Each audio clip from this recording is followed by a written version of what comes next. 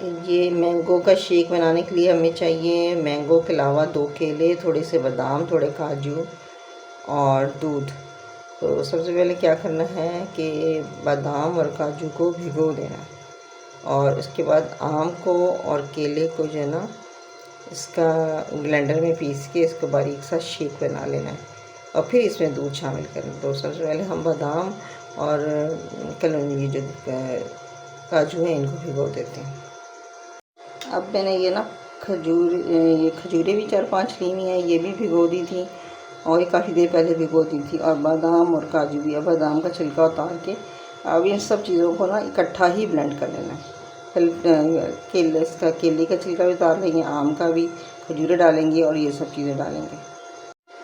ये आम छिलके काट लिया है, ये केला, बादाम और काजू और खजूरें अब ये इसमें डाल के इसको ब्लेंड करके रख लेंगे और बाद में इसमें दूध शामिल करेंगे। पहले इसको ब्लेंड कर लेंगे फिर दूध शामिल करेंगे।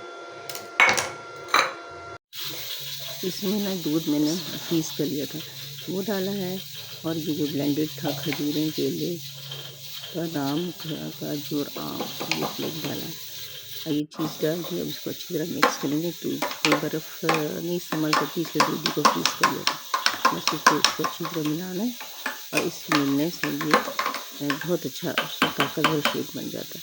ये लाजवाब शेक है बुज़ुर्गों के लिए, बच्चों के लिए, जवानों के लिए।